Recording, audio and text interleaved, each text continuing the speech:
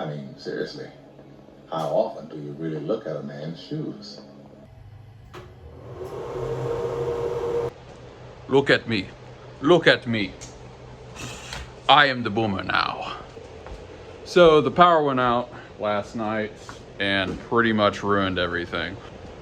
Just about all my printers have print resume, but a lot of times print resume works quite a bit better if you do it right away. And if it's been sitting there for a while, it's like it may have lifted off the bed.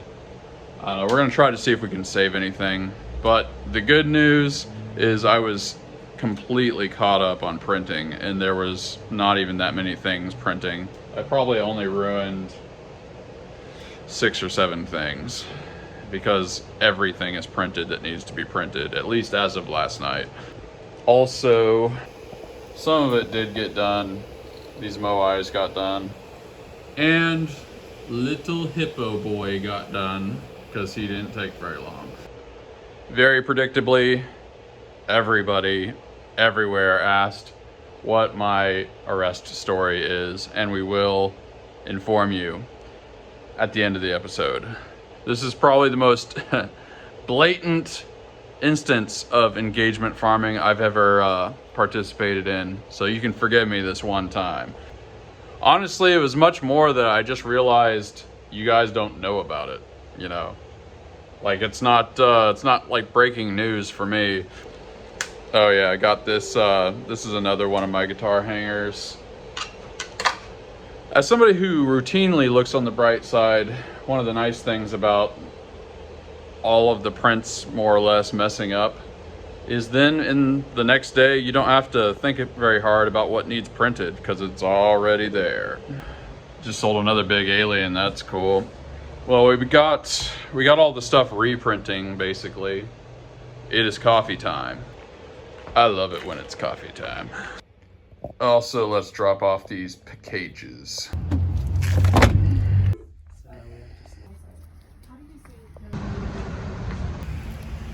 Looks like we made it just in time.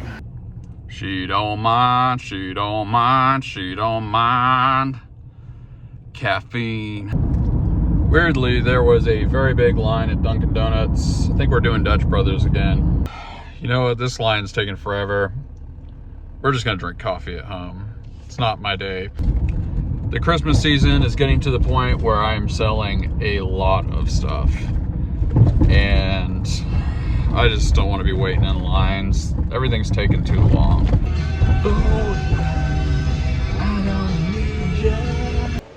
Back at the shop, you know things are getting crazy when I skip the coffee. This is it. Don't get scared now. Time to get stuff done. Silver Tupac. Show me the money.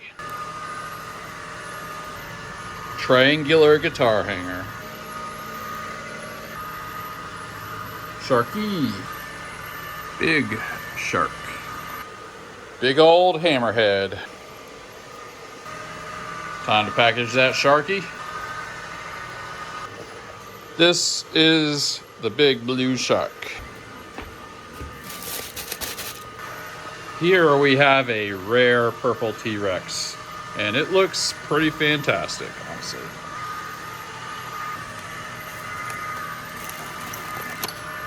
Time to prep some stuff for painting. This, of course, is a big Sharko. Italian hand. Hey! French Bulldog. Another big Sharko. Little Sharky boy. Little Puggy boy. Classic Chihuahua dish.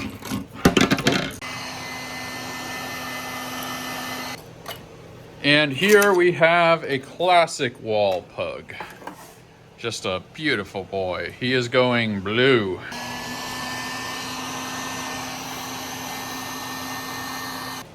Salvador Dali, he's gonna get a black and white fade, and this is a splatter Dali, so we're gonna splatter paint all over him, Jackson Pollock style. Bunch of moais, we're gonna batch them.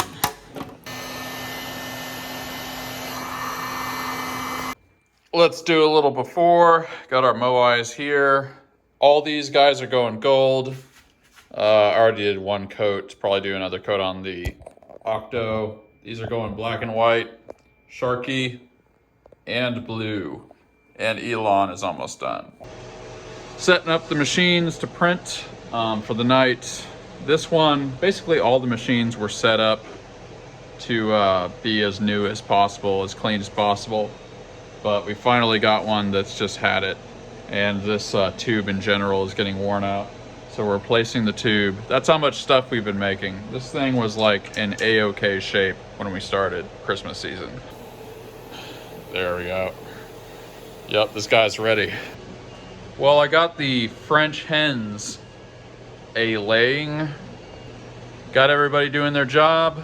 It is time to shut down.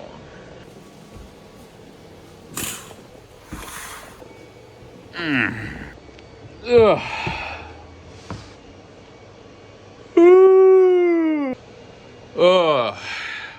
It's exciting, but I kinda, sorta can't wait for Christmas season to be over, to be honest.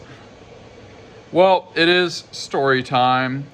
Instead of the usual responding to comments part of the show, pretty much everybody was asking the same thing. Everybody wanted to know the story of the MUGSHOT. Kind of predictable, but yes, we are going to tell that.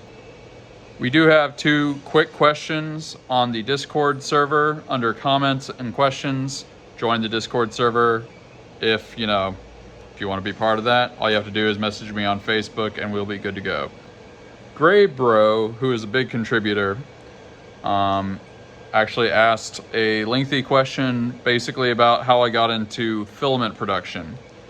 How I got into filament production is I started this business about a year before the pandemic hit. And especially if you were making stuff, if you were a 3D printer during that time, you probably remember that it was extremely hard to get filament. And I had been kind of looking into making my own filaments because the margins were just not what I wanted them to be. Like, we were off to the races. I had the hands, remember from last episode, they were selling well, but I just knew that, like, if I made my own filament, it would be amazing. So that's what was the impetus originally. Yeah, so I tried a couple different systems, and the Philibot systems are the only ones that really consistently work. I know there's a few more now, and I haven't tried them, but I know how to make... I could build one from scratch at this point because I've repaired like every single part of the Philibot systems. It was very hard. I mean, there isn't really tutorials and stuff. I mean, maybe there is now, but there certainly were no tutorials or groups or anything I could learn about filament production from, really. It was just a bunch of trial and error. And partly because of that, I would say I've arrived at probably different settings and speeds and all of the factors that you have to tinker with. Like, all of that stuff, I would say I've found my own unique solution to, including diameters and things like that. And yeah, it was a huge, huge journey, but it's given me like a very unique way to compete. A story along with that, the first time I bought an entire pallet of plastic was not here. It was at the house that I lived at, where I kind of originally started this, at least in Nacogdoches. And yeah, that was the room I was renting for $266 a month. Also on the Discord server, somebody named Sword of Damocles, who I've seen in the thread some, asks, who is my favorite YouTuber and why? Right now, I would say, What If Alt Hist. He has a channel, his name is Rudyard Lynch, but that's the channel name, and it's the worst channel name possible. Rudyard Lynch from What If Alt Hist is one of the most well-read students of history I've ever come across in my entire life. He's extremely brilliant. What he does is world systems theory. He does alternate history, and he makes predictions about the future based on statistical models of not just political realities, but cultural things. If you want, see, it's hard to talk about this stuff without swearing. If you want a real mind F, go watch What If Alt Hist. WHATIFALTHIST.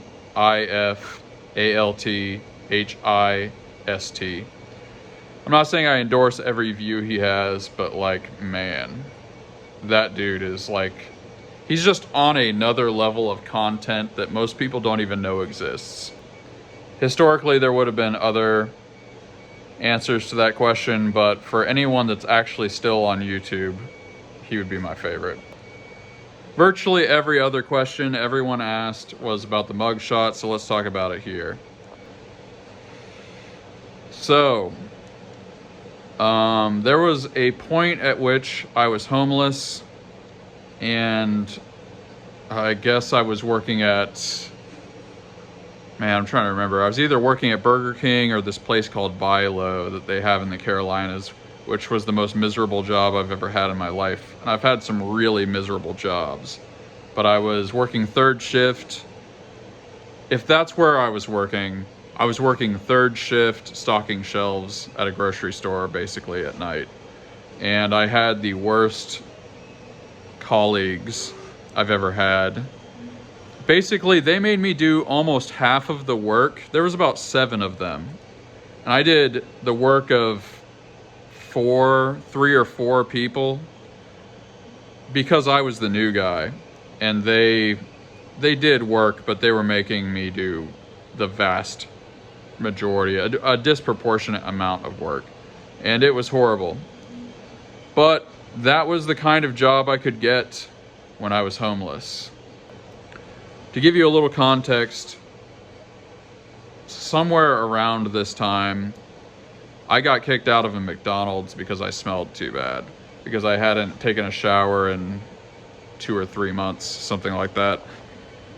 Eventually I figured out how to kind of solve that problem, but I worked either there or at Burger King because those are places that they just cannot keep people. So they were willing to hire somebody like me.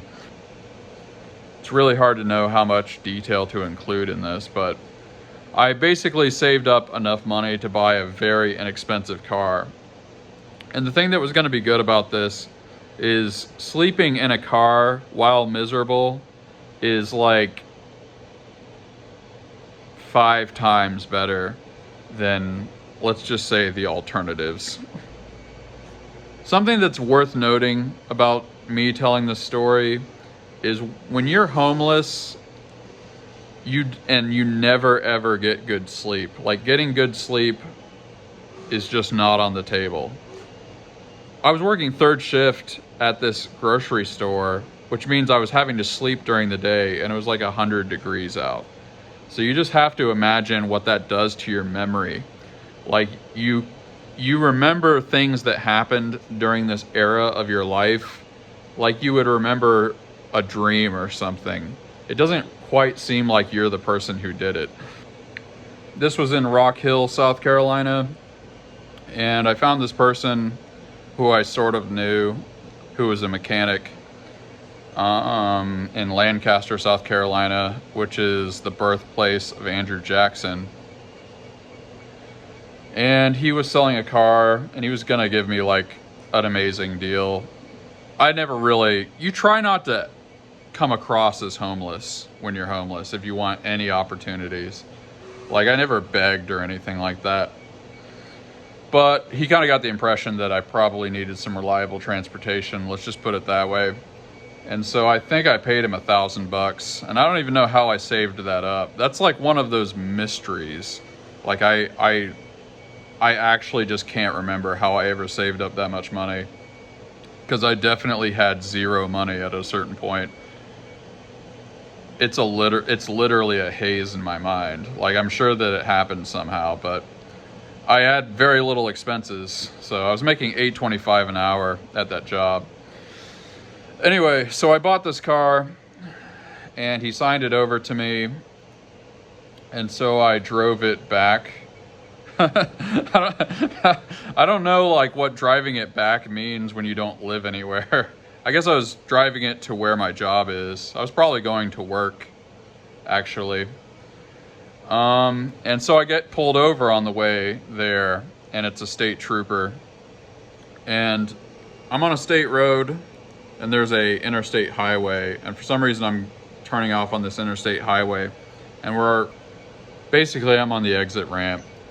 And so he pulls me over, and I didn't have insurance on the car because I had just bought it. And honestly, I probably didn't put insurance on the car because I probably didn't have the money to do it that day. I figured I could get by for a couple days or whatever it was. So I thought like, well, I'm probably gonna get towed, which is gonna suck really bad. But, so this guy pulls me over. And as I predicted, he does tell me I have to get my car towed.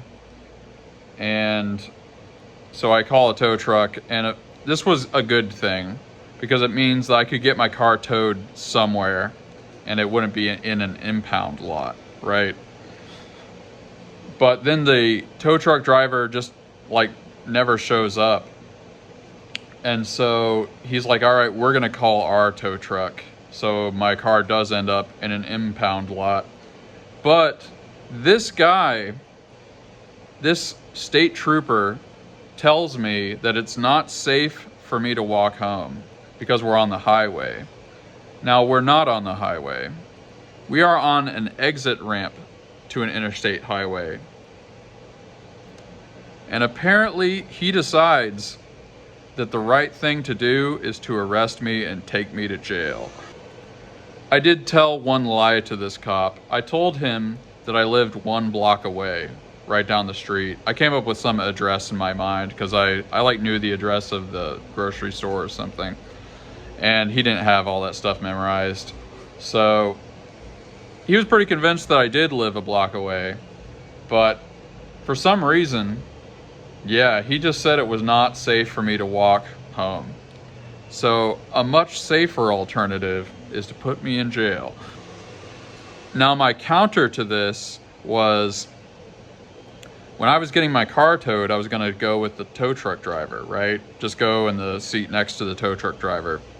And he was totally fine with that.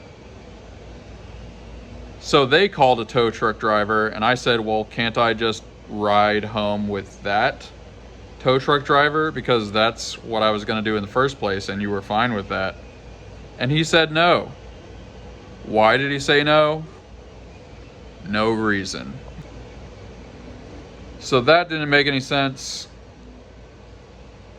And he took me to a jail that was like 45 minutes away, which really sucked because I had to get an Uber back to where I lived. And that was very expensive, and I had like almost no money. The entire time on that 45-minute drive, I was giving that officer hell. I mean, I wasn't threatening him, but I was arguing with him the entire time because it logically made no sense. If in the first scenario where I get a tow truck and I ride back with the tow truck, if that's okay, why can't I ride back with the second tow truck, which did show up? I was there when it showed up, but I was already in cuffs. And I told him, like, you can uncuff me. Like, I said this before I was cuffed, but even after I was cuffed, I'm like, can't I just ride back? Trust me, it made no sense. So yeah, being the debate lord that I especially was back in the day, I logically went through like every line of this, and he got to a point where he just had nothing. He did everything but admit that what he had done made 0 sense. And fortunately, this was early enough in the day that the magistrate judge was not gone for the day. So anyway, when I get to the jail, we go through the whole process. They make me take off all my clothes and do all the things. And they give you your really uncomfortable outfit and those rubber sandals. They take all the money out of my wallet and put it on what's like a gift card kind of thing. I have no idea why they did that, but yeah, they took the pictures and my prints and all that kind of thing. And they put me in a jail cell with 4 or 5 other actual criminals. And yeah, people in jail do ask you, what are you in for? And I didn't know how to summarize to people that were that aggressive and unintelligent what had just happened to me. I wish I would have asked them what they were in for, but it seemed like at least a couple of those guys had been in bar fights or something, because they looked pretty effed up. And they kind of came across like they maybe weren't done fighting for the day. So that's a thing I had to go through. But yeah, I was there for 4 hours, and the magistrate judge, which hadn't quite left for the day, decided they were going to hear me that day instead of in the morning, which I am very glad about. That's the first thing I'm grateful for today, that nobody shanked me. So that's nice. But I explained everything to the judge, and I guess the officer probably, I was really, really tired during this whole thing as well. I guess the officer must have told his side of the story, and the judge was just like, this doesn't make any sense. So they let me out. The TLDR of the entire story is I got arrested for basically no reason, endangered, and then a judge was like, you're stupid. But this is supposed to be gratitude time, and I'm going to tell you exactly why I am grateful for that episode in my life. Maybe the first real answer to why I'm grateful for that arresting, jailed episode is because I get to have a tangible low point in my life. Like, if you look at the thumbnail in that last video and you look at the expression on my face, I look really out of it, but I also look kind of just very pissed off. That's because I was. Like, on the very day that I officially kind of stopped living on the street and had a car to sleep in, I get arrested and locked up for the dumbest possible reason. That is the expression that was on that face in that mugshot. But yeah, I look back on it actually feeling pretty grateful, because I get to have a tangible moment that was like kind of the low point of my life. I get something that isn't ambiguous that I can look at and just remember, like, yeah, that happened. I was like working for just above minimum wage, sleeping in 100-degree heat, getting locked up for no reason with people that I was half suspecting were gonna shank me. It's nice to actually have it crystallized in a moment that you can just remember at the drop of a hat. And so I get to look back on that and feel really good about my life almost anytime I want. I just gotta look at that picture and be like, damn, I'm glad I'm not there. And that includes today. It's been a while since I actually told this story, and I feel pretty good that I have a fairly successful business. I'm living pretty comfortably. And even though there's been a lot of ups and downs since that episode, everything's trending in a pretty good direction. And I'm grateful that I get to tell this story with all of you guys, and that we have a bit of a community and we can share things that incline us to be positive. Let's just say it that way. But you know what time it is. Tell me about the time that you were jailed wrongfully. Tell me in the comments. I will definitely give you a heart and an upvote, and probably other people will upvote your comment. We love to hear about all of your stories, the things that are bringing you joy, the challenges you face, all that stuff. It means a lot to us. We are the Gratitude Gang, and there are a lot of things that we've been through that have made us able to be as grateful as we can. So, it's been nice. Peace out, guys.